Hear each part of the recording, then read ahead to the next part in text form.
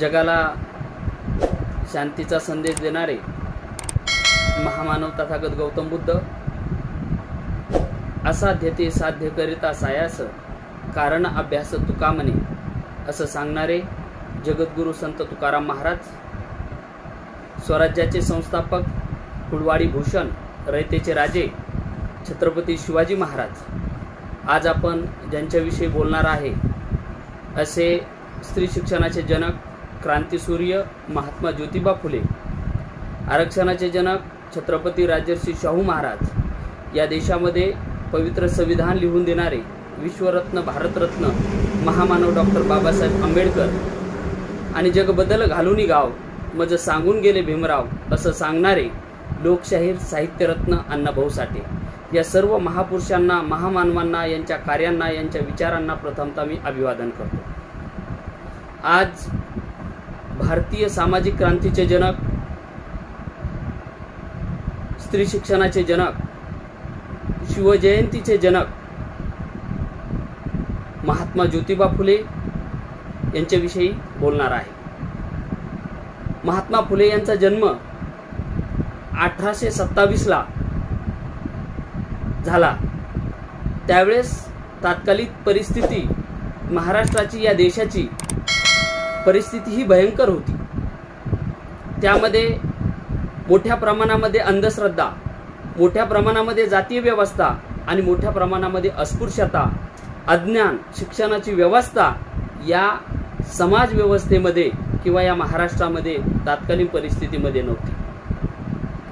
महात्मा फुले यांचा जन्म झाला, प्राथमिक शिक्षण महात्मा फुले यांनी घेतले, परंतु महात्मा फुले जिज्ञासू, तल्लीन आणि हुशार असे व्यक्तिमत्व महात्मा फुले यांचं होतं। महात्मा फुले यांच्या वडिलाला काही जणांनी सांगितलं की तुमच्याकडे फुलांची शेती आहे। ज्या काळामध्ये पुण्यामध्ये मोठ्या प्रमाणामध्ये फुलं विक्री होत होती, त्या काळामध्ये 35 एकरची शेती महात्मा फुले यांची फुलांची होती। महात्मा फुले यांच्या वडिलांना सांगण्यात आलं की मुलगा शिकून काय करणार, त्याला तर शेतीच करावी लागेल ना, त्या कारणामुळे मुलांना शिक्षण देऊ नका असं सांगण्यात आलं। आणि महात्मा फुले यांचं प्राथमिक शिक्षण झाल्याच्या नंतर महात्मा फुलेचं शिक्षण बंद झालं। महात्मा फुले अवघ्या 1.5 वर्षाचे असताना त्यांची आई चिमणाबाई या वारल्या आणि महात्मा फुले यांच्या सांभाळण्याची जबाबदारी, महात्मा फुले यांचं संगोपन करण्याची जबाबदारी सगुणाबाईवर आली। आणि त्यानंतर महात्मा फुले यांना वाटू लागलं की आपण शिक्षण घेतलं पाहिजे, शिक्षणामुळं मोठा बदल होऊ शकतो। महात्मा फुलेंनी संपूर्ण या समाजाची परिस्थिती बघितली आणि महात्मा फुले यांनी मशिनरीच्या शाळेमध्ये आपलं माध्यमिक आणि उच्च माध्यमिक शिक्षण पूर्ण केलं। त्यामध्ये महात्मा फुले यांना जगाचा अभ्यास झाला, महात्मा फुले यांनी जगातल्या तज्ज्ञांचा अभ्यास झाला, जगात जागतिक विचारवंतांचा अभ्यास झाला। इतकंच नाही तर थॉमस पेन यांचं राईट ऑफ मॅन हे पुस्तक महात्मा फुले यांना प्रभावित करून गेलं। छत्रपती शिवाजी महाराजांचं जीवनचरित्र महात्मा फुले यांना प्रभावित करून गेलं आणि महात्मा फुलेंना वाटलं की या देशाची, या महाराष्ट्राची परिस्थिती जर का बदलायची असेल, तर या समाजाची परिस्थिती जर का बदलायची असेल, तर या समाजामध्ये अज्ञान मोठ्या प्रमाणामध्ये आहे आणि या अज्ञानामुळे समाज हा गुलामगिरीत पडलेला आहे। समाजाचं शोषण मोठ्या प्रमाणामध्ये होत आहे आणि या समाजाचं शोषण जर का दूर करायचं असेल तर आपण शिक्षण देणं सुद्धा खूप गरजेचं आहे। महात्मा फुले यांनी सावित्रीबाई सोबत विवाह झाला। विवाह झाल्याच्या नंतर सावित्रीबाई फुलेंना महात्मा फुले यांनी शिकवलं, त्यांना महात्मा फुले यांनी धडे दिले, शिक्षणाचे धडे दिले आणि महात्मा फुलेंनी सावित्रीबाई फुलेंना सुद्धा चांगल्या प्रकारे दर्जेदार शिक्षण महात्मा फुले यांनी दिलं। आणि महात्मा फुलेंना वाटलं की या समाजाची व्यवस्था आपल्याला बदलायची। त्याच्या कारणामुळे महात्मा फुले यांनी आपल्या शेतकऱ्याच्या आसूड या पुस्तकामध्ये महात्मा फुले सांगतात की विद्याविना मती गेली, मतीविना नीती गेली, नीतीविना गती गेली, गतीविना वित्त गेले, वित्तविना शूद्र खचले, एवढे अनर्थ एका अविद्येने केले। जर का या समाजाला या शोषणापासून, समाजाला अंधश्रद्धेपासून, या समाजाला व्यसनाधीनतेपासून जर का बाजूला न्यायचं असेल तर शिक्षण खूप महत्त्वाचं आहे हे महात्मा फुले यांना वाटलं आणि महात्मा फुलेंनी 1848ला पुणे येथे भिडे यांच्या वाड्यामध्ये मुलींची पहिली शाळा काढली. ज्या परिस्थितीमध्ये, ज्या कालखंडामध्ये मुलगी शिकली तर धर्म बुडेल, पृथ्वी नाश पावेल अशा गोष्टी सांगितल्या जात होत्या. मुलींना शिक्षण देणं म्हणजे हे चुकीची गोष्ट आहे, मुलींना शिक्षणाचे दरवाजे खुले करणं म्हणजे पाप होईल, अशा गोष्टी सांगितल्या जात होत्या. त्या काळामध्ये मुलींसाठी शिक्षणाची दारं महात्मा फुले यांनी खुले केली.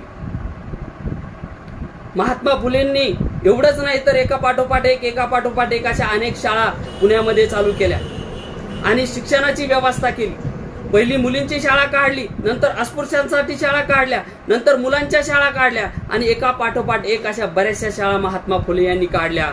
पण महात्मा फुलेंची ही जी थिणगी होती, विचारांची थिणगी, शैक्षणिक विचाराची थिणगी, ही बऱ्याचशा जणांना पटली नाही आणि लोकांनी पुन्हा महात्मा फुले यांच्या वडिलांची भेट घेतली आणि महात्मा फुले यांच्या वडिलांना सांगितलं की तुमचा मुलगा मुलींची शाळा सुरू करतोय, तुमच्या मुलांनी मुलींची शाळा चालू केली, महिलांची शाळा चालू केली, हे खूप चुकीचं आहे, पृथ्वी नाश पावेल, धर्म बुडेल, अशा गोष्टी त्यांच्या वडिलांना सांगितल्या. त्यावेळेस महात्मा फुले यांच्या वडिलांनी महात्मा फुलेंना बोलावून घेतलं आणि महात्मा फुले यांना बोलावून घेऊन सांगितलं की तुला ती ज्या शाळा तू चालू केल्या त्या शाळा तुला बंद कराव्या लागेल, अन्यथा तुला घर सोडावं लागेल. महात्मा फुलेंनी एकाही क्षणाचा विचार नाही केला आणि आपलं घर सोडलं. पण मुलींच्या शिक्षणासाठी, महिलांच्या शिक्षणासाठी जी चळवळ महात्मा फुलेंनी चालू केली होती ती चळवळ अखंडपणे चालू केली. महात्मा फुलेंनी मुलींना आणि महिलांना दर्जेदार शिक्षण दिलं, चांगल्या प्रकारे शिक्षण दिलं. सुरुवातीच्या काळामध्ये त्या शाळेमध्ये कमी विद्यार्थिनी येऊ लागल्या, परंतु नंतरच्या काळामध्ये मोठ्या प्रमाणामध्ये विद्यार्थिनी येऊ लागल्या. सुरुवातीच्या काळामध्ये सावित्रीबाई फुलेंना खूप मोठा त्रास सहन करावा लागला. सावित्रीबाई फुले यांना सावित्रीबाई फुले यांच्या अंगावर शेण फेकण्यात आलं, दगड फेकण्यात आले, मोठ्या प्रमाणात त्रास सावित्रीबाई फुले यांना देण्यात आला. परंतु सावित्रीबाई फुले डगमगल्या नाही, महात्मा फुले यांच्या सोबत राहून चांगल्या प्रकारे काम केलं. त्यावेळेस अतिशय दर्जेदार पद्धतीचं शिक्षण महात्मा फुले यांनी दिलं. महात्मा फुलेंनी एक उदाहरण आहे, मुक्ता साळवे नावाची मुलगी त्या काळामध्ये महात्मा फुले यांच्या शाळेमध्ये होती.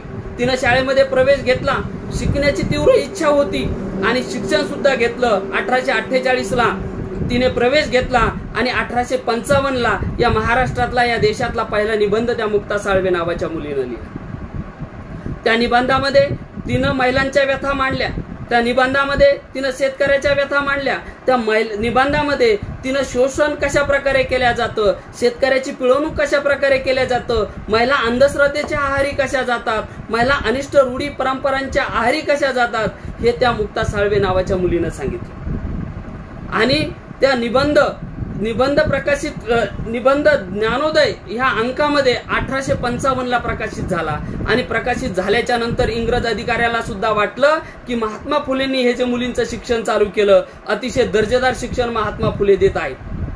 त्या काळामध्ये इंग्रज अधिकारी यांनी महात्मा फुले यांचा सत्कार ठेवला.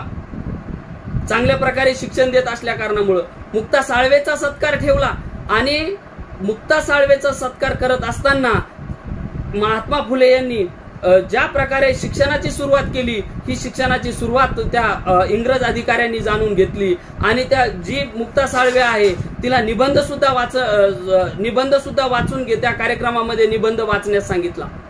अतिशय चांगल्या प्रकारे निबंध मुक्ता साळवेने लिहिला होता. इंग्रज अधिकारी सुद्धा भारावून गेले आणि इंग्रज अधिकाऱ्यांनी त्या मुक्ताला विचारलं की मुक्ता, तू चांगल्या प्रकारे निबंध लिहिला, तू तुझ्या व्यथा या निबंधाच्या माध्यमातून मांडल्या, सांग तुला बक्षीस काय द्यायचंय, चॉकलेट द्यायचे का बक्षिसाची रक्कम तुला द्यायची. त्यावेळेस मुक्तानी चांगल्या प्रकारे उत्तर दिलं, म्हणे साहेब मला चॉकलेट नको, साहेब मला पैसे सुद्धा नको, बक्षिसाची रक्कम सुद्धा नको, मला जर का बक्षीसच द्यायचं असेल तर तुम्ही मला पुस्तक बक्षीस द्या.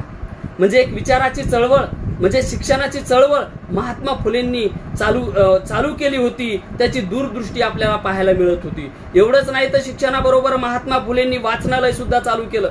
जगातल्या तज्ज्ञांचा अभ्यास, जगातल्या विचारवंतांचा अभ्यास, जगातल्या इतिहासाचा अभ्यास या विद्यार्थ्यांना व्हावा यासाठी महात्मा फुले यांनी वाचनालयाची व्यवस्था सुद्धा केली होती. त्यानंतर महात्मा फुलेंनी ज्या काळामध्ये अस्पृश्यता होती, मोठ्या प्रमाणामध्ये अस्पृश्यता पाळल्या जात होती, त्या काळामध्ये महात्मा फुलेंनी आपल्या स्वतःच्या पाण्याचा हौद सर्व अस्पृश्यतासाठी खुला करून दिला होता. अस्पृश्य समाजासाठी पाण्याचा हौद दिला गेला होता.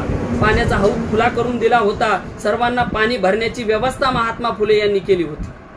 एवढंच नाही तर याच्याही पलीकडे जाऊन महात्मा फुले यांनी सत्यशोधक समाजाची स्थापना केली. 1873 महात्मा फुले यांनी सत्यशोधक समाजाची स्थापना केली. म्हणजे सत्य शोधणे, सत्य तपासणे आणि सत्यशोधक समाजाच्या माध्यमातून या महाराष्ट्रामध्ये, या देशामध्ये परिवर्तन घडवणे हा मोठा विचार महात्मा फुले यांचा होता. आजही आपण आधुनिक महाराष्ट्राच्या जडणघडणीमध्ये सत्यशोधक चळवळीचा खूप मोठा वाटा आपल्याला पाहायला मिळतो. कारण सत्यशोधक चळवळीचे तत्व सुद्धा चांगल्या प्रकारे महात्मा फुले यांनी बांधले होते. काय होते सत्यशोधक चळवळीचे तत्व? समता, स्वातंत्र्य, बंधुता आणि बौद्धिक प्रामाण्य हे तत्व सत्यशोधक चळवळीचे होते. सत्यशोधक चळवळ म्हणजे शिक्षणाची चळवळ होती. सत्यशोधक चळवळ म्हणजे अंधश्रद्धा विरुद्ध चळवळ होती. सत्यशोधक चळवळ म्हणजे शोषण मुक्तीची चळवळ होती. जो कोणी या सत्यशोधक चळवळीमध्ये येणार होता त्याच्यासाठी खऱ्या अर्थानं की कुठल्याही प्रकारचं मी व्यसन करणार नाही, मी माझ्या घरातील सर्व महिलांना, मुलींना शिक्षणाचे दरवाजे खुले करतील, अशा प्रकारची शपथ या सत्यशोधक चळवळीच्या माध्यमातून घेण्यात येत होती. एवढंच नाही तर महात्मा फुले यांच्या जीवनावर छत्रपती शिवाजी महाराजांचा खूप मोठा प्रभाव पडला होता. छत्रपती शिवाजी महाराजांची समाधी रायगडावर जाऊन महात्मा फुले यांनी शोधली आणि समाधी शोधल्याच्या नंतर या देशातली, या महाराष्ट्रातली पहिली शिवजयंती महात्मा फुले यांनी चालू केली. एवढंच नाही तर छत्रपती शिवाजी महाराजावर पोवाडा महात्मा फुले यांनी लिहिला. बाळ शिवबाचा काळ हा यवनाचा, पोवाडा गातो शिवाजी भोसल्यांचा, छत्रपती शिवाजींचा, असं महात्मा फुले म्हणत होते. आपल्या या पोवाड्याच्या माध्यमातून जनजागृती करण्याचं काम, आपल्या या पोवाड्याच्या माध्यमातून समाजामध्ये जागृती निर्माण करण्याचं काम, आपल्या या पोवाड्याच्या माध्यमातून समाजाला एका विशिष्ट चळवळीमध्ये आणण्याचं काम महात्मा फुले यांनी केलं. महात्मा फुले यांची चळवळ अतिशय प्रभावी आणि सक्षम प्रमाणे चळवळ होती. 1882 हंटर कमिशन समोर महात्मा फुले यांनी साक्ष दिली. हंटर कमिशन भारतामध्ये, महाराष्ट्रामध्ये आल्याच्या नंतर महात्मा फुले यांनी साक्ष दिली आणि महात्मा फुले या हंटर कमिशन समोर सांगतात की महाराष्ट्रामधल्या जे सामान्य कष्टकरी अस्पृश्य समाज आहे, या अस्पृश्य समाजासाठी शिक्षणाची व्यवस्था आपण केली पाहिजे. इंग्रज अधिकाऱ्यांना सांगतात की शिक्षण कशा प्रकारे या अस्पृश्य व्यक्तींना दिल्या गेलं पाहिजेत, शिक्षणाची चळवळ चालू झाली पाहिजे. एवढंच नाही तर शिष्यवृत्त्या चालू झाल्या पाहिजेत. बक्षीस, जो चांगल्या प्रकारे गुणवत्ताधारक विद्यार्थी असेल त्यांच्यासाठी बक्षीस दिलं पाहिजेत. एवढी चळवळ महात्मा फुले यांनी चालू केली आणि या हंटर कमिशन समोर महात्मा फुले यांनी साक्ष दिली. महात्मा फुले यांनी चांगल्या प्रकारे ग्रंथसंपदा महात्मा फुले यांची आहे. तृतीय रत्न, शेतकऱ्याचे आसूड, ब्राह्मणाचे कसब, गुलामगिरी, अशा प्रकारे ग्रंथरचना महात्मा फुले यांनी केली. महात्मा फुलेंच्या शेवटच्या कालखंडामध्ये महात्मा फुले यांचं सार्वजनिक सत्यधर्म हे पुस्तकाचं लिखाण चालू होतं. महात्मा फुले यांना उजव्या हाताला त्रास होत होता, म्हणून महात्मा फुले यांनी शेवटच्या काळामध्ये आपल्या डाव्या हाताने लिखाण केलं. पण सार्वजनिक सत्यधर्म हे जे पुस्तक आहे, हे पुस्तक महात्मा फुले यांनी पूर्ण कंप्लीट केलं आणि महात्मा फुले वारल्याच्या नंतर त्या पुस्तकाचं प्रकाशन करण्यात आलं. एवढं मोठं कार्य या महात्मा फुले यांचं आहे. म्हणूनच महामानव डॉक्टर बाबासाहेब आंबेडकर आपले गुरु महात्मा फुले यांना मानतात आणि खऱ्या अर्थानं या महात्मा फुले यांचं कार्य चांगल्या प्रकारे असल्या कारणामुळं महात्मा फुले यांच्या विचाराची संपूर्ण महाराष्ट्राला, संपूर्ण देशाला गरज आहे. महात्मा फुले यांच्या जयंतीनिमित्त त्यांच्या विचाराला, त्यांच्या कार्याला मी अभिवादन करतो आणि सर्व जनतेला महात्मा फुले यांच्या जयंतीच्या खूप खूप शुभेच्छा देतो. धन्यवाद.